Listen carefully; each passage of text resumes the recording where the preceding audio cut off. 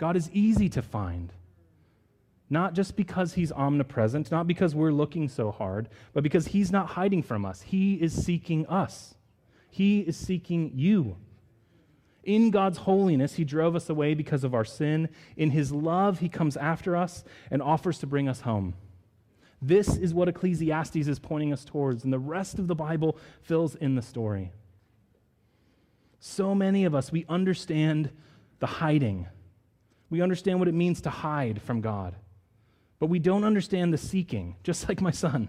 We don't understand what it means both for us to seek God, but more than that, for him to be seeking us. To understand that there's a God who covers the gap between you and him. A God who is seeking you and offering you hope of eternity, escape from the tyranny of time, freedom from the grind of life under the sun. And this seeking God, he sent his son Jesus. Jesus, who himself was this God eternal. He lived through all of the cycles of the human life. He died a human death, and yet Jesus conquered death. Resurrected from the dead, a work that will last forever, a work that cannot be undone. Jesus proved himself God, greater than this life, able to free us from the sin that drove us away from God, the sin that traps us in this cyclical life, able to forgive the sin that without forgiveness we would have ultimately death. We'd ultimately face eternal death.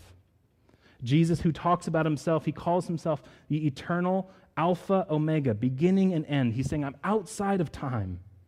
Who says of himself in Luke 19:10 that he came, what? To seek and to save the lost. Jesus is picking up that mission that God is saying he's doing here in Ecclesiastes, to seek what has been driven away. God seeks what has been driven away, and he does that through Jesus Christ. He covers the distance between you and him. He seeks to bring you back to himself. That is the ultimate, deepest message of the book of Ecclesiastes, that God is eternal and that he is seeking you. And the question that we're left with is, will we stop running? In our own way, whatever that looks like. Running by seeking fulfillment in something that we know won't satisfy. Running away from him because we're afraid of submitting or giving up something that we think is better than what he has to offer. Will we stop running? Will we allow ourselves to be found by him?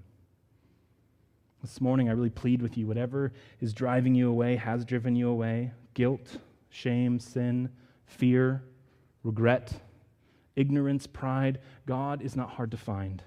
He's seeking you, and we can be found today in him.